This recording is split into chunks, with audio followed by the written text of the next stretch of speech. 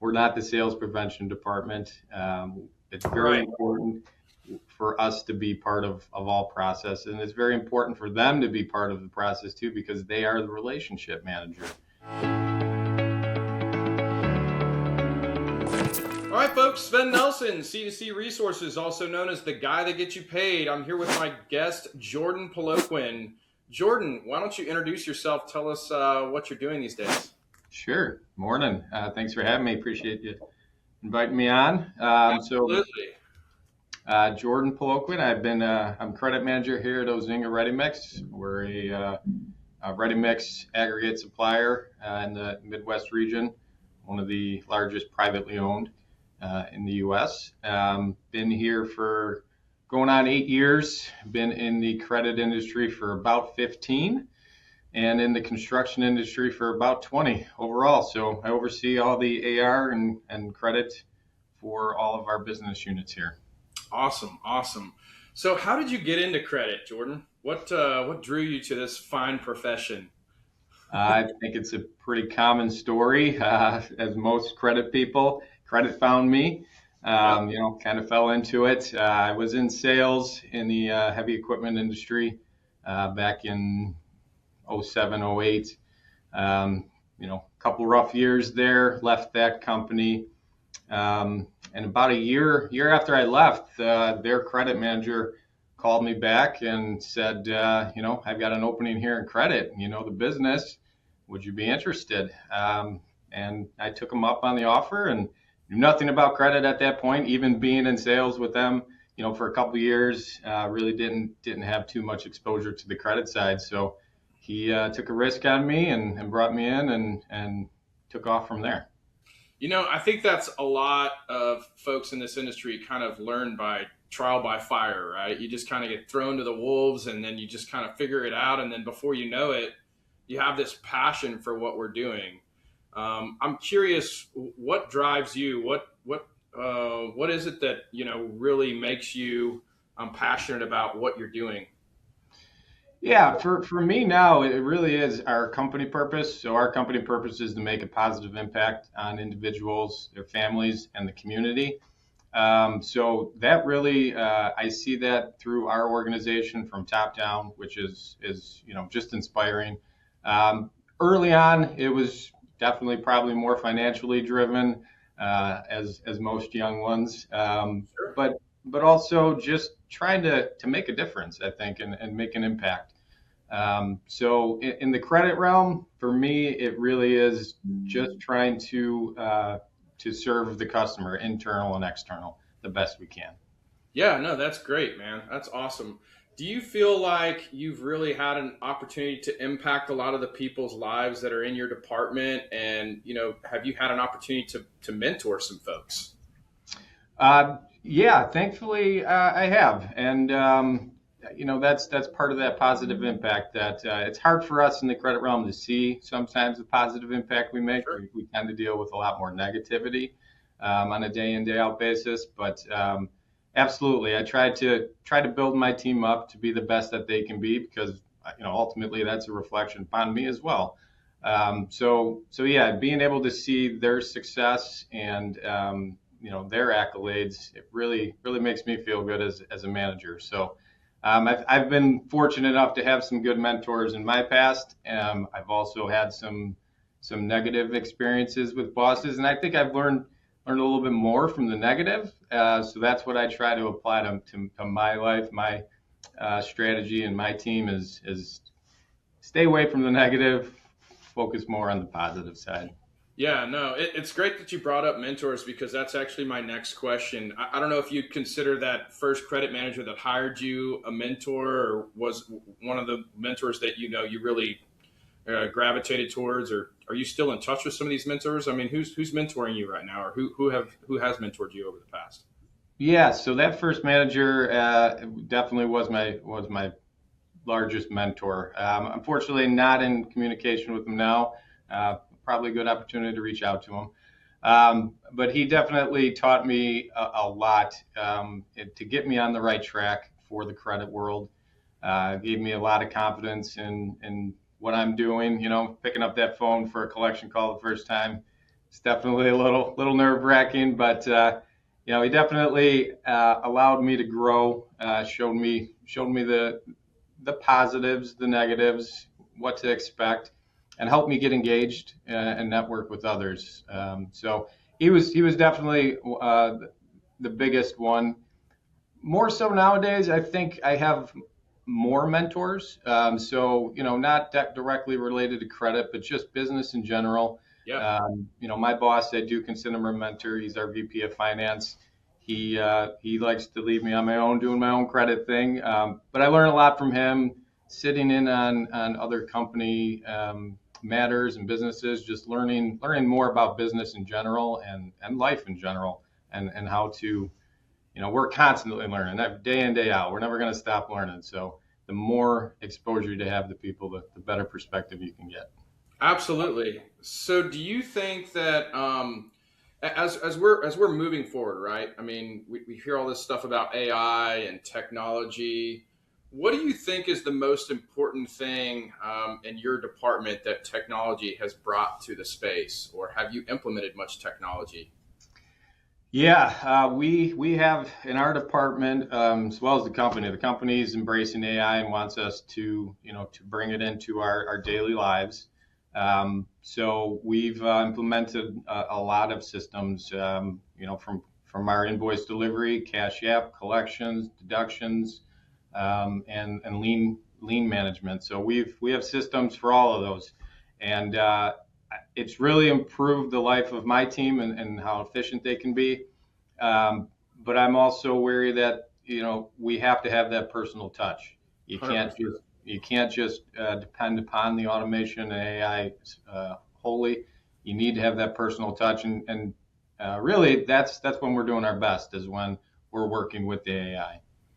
Yeah, I mean, I think it's easy with the age of information and everything being so screen heavy to like find ourselves kind of dehumanized, right? I mean, I Yeah. think that's been a terrible thing that social media has brought to life, unfortunately.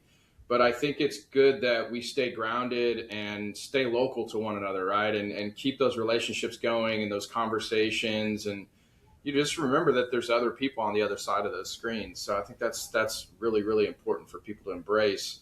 So I'm curious, what was the most impactful piece of technology that you brought to your department, you think, at this point? Yeah, so I would say probably our collections tool. Prior to, I guess going back a little bit further, we implemented an ERP system to gather all our data. And, that was a project and a process, something that I, learned a lot from, and hopefully I have to never go through again. But, um, working with that and finding out what tools that had out of the box wasn't enough for us. So we were still Hmm. kind of working off spreadsheets and, just the basics. So implementing a collections tool that helped me and my team manage the day-to-day activities and see who were the highest priority people that we need to contact, that we weren't contacting. Follow up, follow up, follow up. That's key in actually getting paid, and helping us, just notate and again strategize, to help us lower our overall numbers and bring in the dollars. Yeah, absolutely. So when you're talking about follow up, a lot of people want to implement these systems, and their follow up consists of emails, texts, that kind of thing. How important do you think the actual phone call is versus the email and the text and the letters? That's the number one, man. It's always the number one. And I stress that to my team. Sometimes it is, text and email are the only way you can get a hold of people, which is It's true. understandable. But you got to talk to them at some point. They have to talk to us. You learn so much more about a person, and what to expect by just having a simple phone conversation and letting them talk and listening. Listening is just a big part of what we do as well. You get a lot of information, and information is just key for our realm. So that phone call is very important. Absolutely. So, what's one of your favorite client stories where you were able to resolve an issue internally or help somebody get credit? I mean, what's one of your favorite client stories? Um, I would say one of my favorite stories has to do with one of our biggest legal matters. So, we had a falling out with the customer. They owed us a lot of money. They in turn, sued us for damages. Long story short, it went to litigation, and there was a lot involved, a lot of time, a lot of money. Ended up having to testify, and we ended up successful, and mainly because of our credit policy, if you will. So it was really cool to see that, what we did up front in getting our credit app and what we did through the process and documenting it all, that all ended up coming out in court. And it showed that what we did, in fact, saved us a lot of money. So to see that through and through and go through that process, and it was very fulfilling to finally come to it. I mean, 99% of the time you're not going to get into a courtroom. So to actually see that, well, that 1% we actually did it right, and it just justifies why we do what we do. That's awesome. Yeah, absolutely. I'm curious, what do you think the biggest mistake is that you see businesses making with regards to finance and cash flow? That's a good question. Um, I would say overall review of your process, and your procedures. You got to constantly be changing. If you're not changing, you're going to fall behind. So we can get complacent in the way we do things, and we think it's good because things are flowing smoothly. But we could always do things better. So whether it be implementing new systems to move something from a manual process to an automated process, or just simple tasks that you can save some time or some efficiencies. So really evaluating on a constant basis, what can we do better? How can we improve upon what we're currently doing? Absolutely. So let's talk a little bit about your particular position there and what you guys are doing. What do you think the biggest challenge is for you and your department today? I mean, I talk to a lot of construction people or material suppliers, and a lot of times it has to do with like change orders or liens. What do you think is your biggest challenge for you guys in your department when it comes to order to cash? Yeah, I would say dispute resolution, and ultimately billing up correctly up front. We can only teach our customers so much to get us the appropriate information. So really resolving things like tax issues and getting exempt forms up front so that billing's done correctly. Having a true understanding of what the issues are. If a customer is short paying, why are they short paying us? Give us a little bit more information so that we can put this in the appropriate workflow and get it addressed for you. And then when we get it internally, addressing it in a timely fashion. So really making sure it gets put into the workflow and it gets addressed sooner than later. The longer it sits out there, the harder things get to resolve, and that's old dollars then at that point. So we create a lot of our own problems at times, and we can stop doing that. That's the I think easiest. a lot of businesses have that issue, though, and throughout many departments, right? I mean, a lot of times we just can't get out of our own way, right? Right.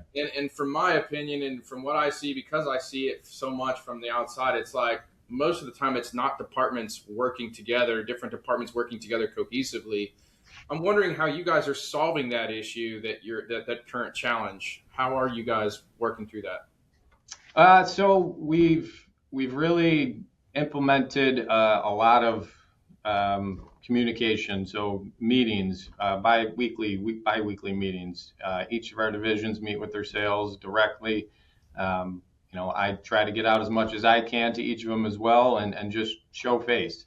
We have to communicate and talk about these things. So and using the systems to get that information out accurately as well. So accurate reporting, good data.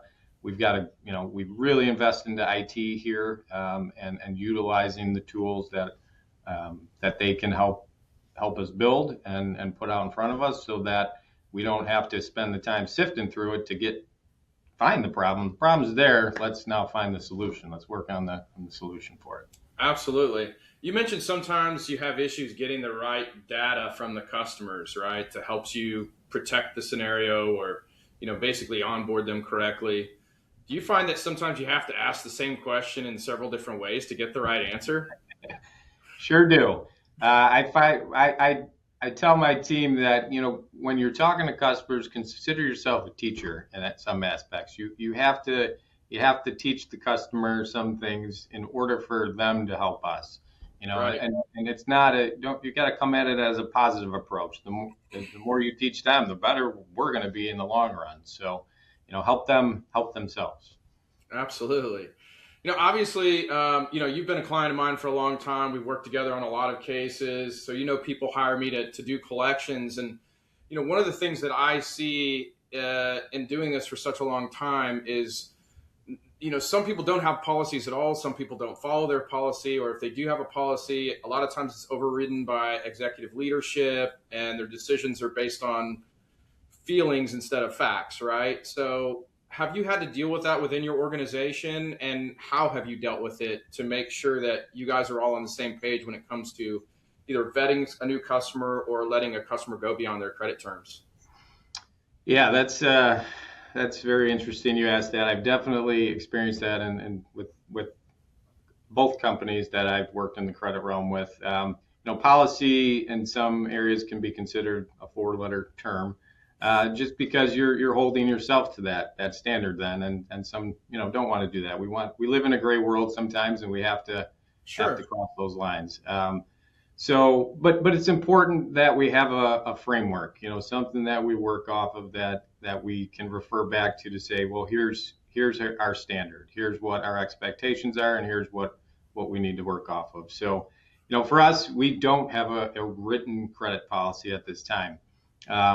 But we do, again, have that framework and an understanding of where to go, what the expectations are. So it can be a struggle at times because, yeah, we take it more on a case by case basis when things come up. Like I said, we live in Hmm. that gray world, and we make the best decision for the business at that time. And it Yep. involves everybody. It's not just a credit thing. I came from sales. I have we're not the sales prevention department. It's very Right. important for us to be part of all process, and it's very important for them to be part of the process too, because they are the relationship manager. We all have a part in it, and we all have a say. And when you get the meeting of the minds, you typically come to the best decisions. Absolutely. So, throughout your career, what do you think the best advice you ever received was? Hmm, that's a good question. Um,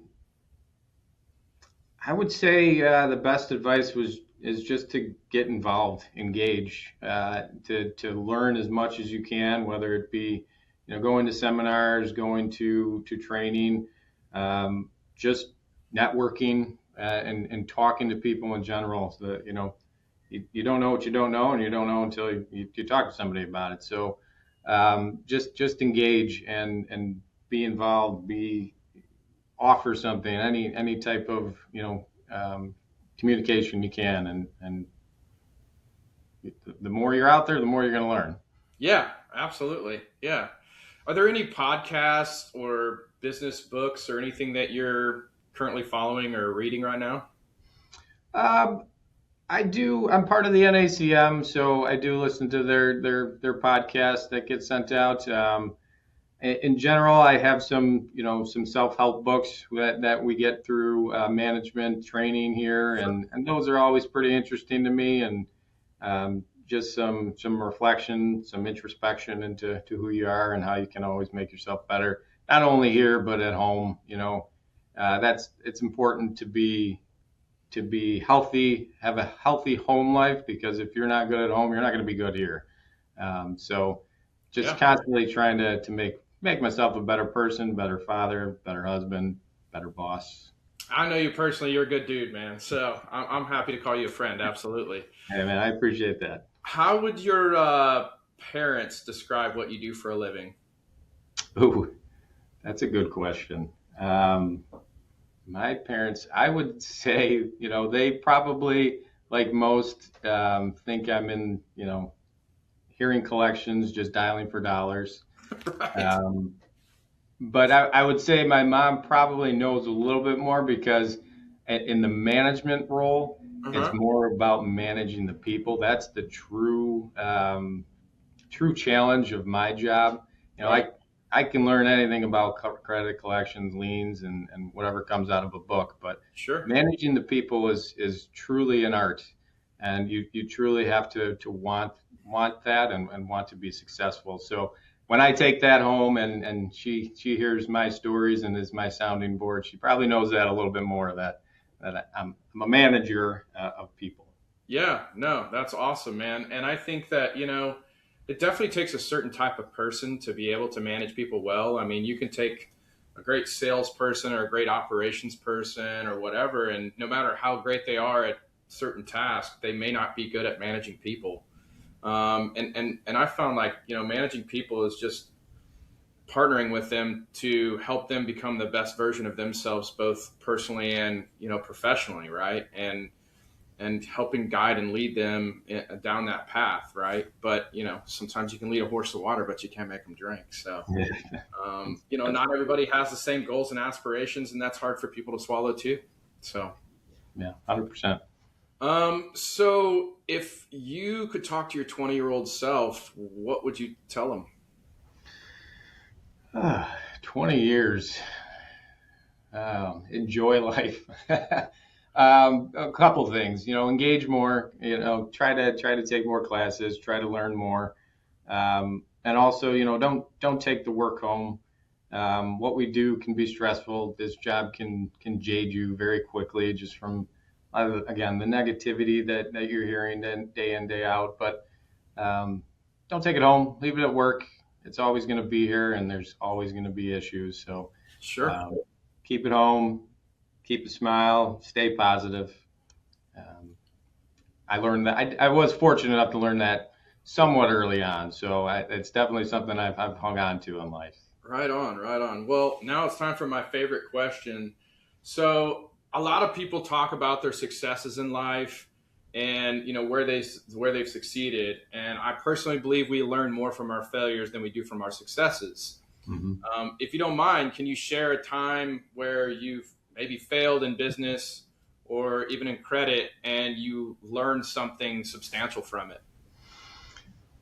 Whew, yeah, that's a good one. Let me think about that for a minute here. I've definitely had plenty of failures. I'll go there. I guess it's Sometimes just it's hard for like people to just one. pinpoint one. So, I would say again, as much as I focus on the people, um, I hold it as a failure that when somebody doesn't succeed, that that hurts me. So when I see people leave and I'm not able to head that off, then I did feel like I did something wrong.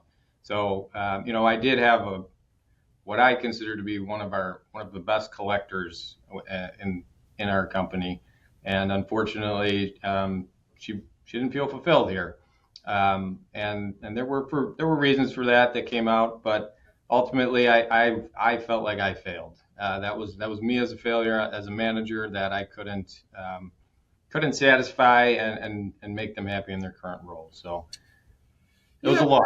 It was definitely a big loss. that sounds more like though that particular person maybe had outgrown the position, right? And sometimes that just happens, right? Like we try to, as managers and business owners or whatever, we try to help fulfill other people's needs and give them that sense of progression and give them a plan, right, to get to that next level. And sometimes they just reach a ceiling, right, with where we're at, and sometimes they need something different. And so really I don't see that as a failure. I see that as growth, because now that person gets to move on to something that is more suited for them at their point in time in their life, right?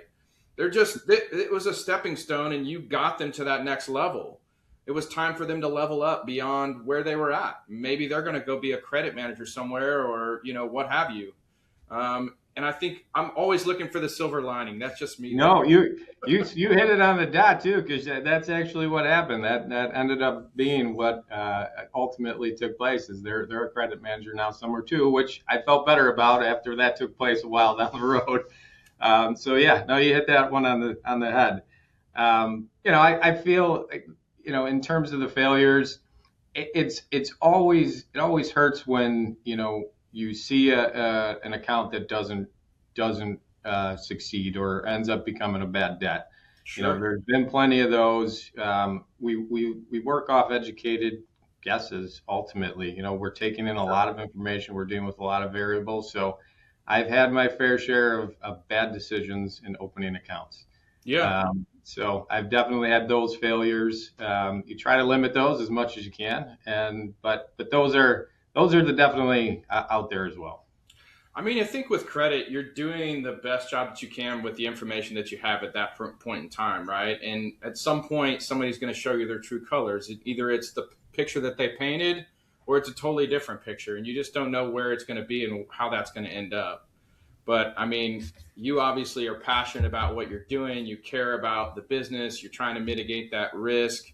So I think you obviously get it, and I'm sure you do a fantastic job, man. I What hope so. What's the most exciting thing about your day typically? What do you look forward to every day when you come to work? Uh, I would say just the expectation that something new is coming. There's always Yeah, something new thrown our way every day, which is kind of cool about credit. That is one of the things that really really attracted me. It was just, hey, man, there's just some new situation that I've never heard that one. And it just happens so often that okay. it's like, all right, what lies ahead? I work best under pressure. I Yeah, work best in a fast paced environment. That's just when I do my best. So having to think on my feet and knowing that there's you may have just solved that one, but something else is coming. So get something else ready is for it. coming. Yeah, no doubt. Absolutely, man. Absolutely. So, if my last question here, and it's kind of an odd one, if you could have dinner with three people, dead or alive, who would they be and why? Hmm. I would say first off, um, I would go Tiger Woods. I'm a big golfer. Okay, Uh, love his perspective on things, and that would be a fun portion of it. sure. Um, my father's unfortunately passed away. I would love to have dinner with him one more time. So first and largest mentor. So would love to Yeah. have that conversation. Um, third, that's an interesting one. I mean, I would go the current president, Mr. Trump. I would really enjoy that conversation and having some deep discussions there. So, Oh wow. Yeah. I don't know how deep they'd go. well, they'd be interesting at least. Yeah. No, that'd be an entertaining conversation for sure. Definitely some interesting guests, man. Absolutely. Yeah, good Well, Jordan, question. man, thanks You so know, much for being on here. I've enjoyed having you on here, and thanks for your candidness and all the conversation. I appreciate you very very much, man. Thank you so much. Thanks for having me. I appreciate you and all you do. It's great that you put these out there and hopefully, people are seeing them and we're attracting a younger crowd to this world we live in. And Yeah, I hopefully, mean, I think it's something that we're certainly trying to all do, right? Because this is, I always say it, it's not the most sexiest, glamorous business, but it's awesome. It's so much fun. I love being able to tell clients that, hey, that bill that you haven't been paid on, 8, 10, 12 months, we just got you paid. And especially when I get to call a business owner and tell them that and they get to pay themselves, that's the most fantastic, rewarding thing for sure. and you do a great job of it. You Oh, guys do. That's appreciate it. appreciated. Appreciate it, man. Thank you so much for being the best part of the show, man. Appreciate it. Thanks. See you, brother. Take care.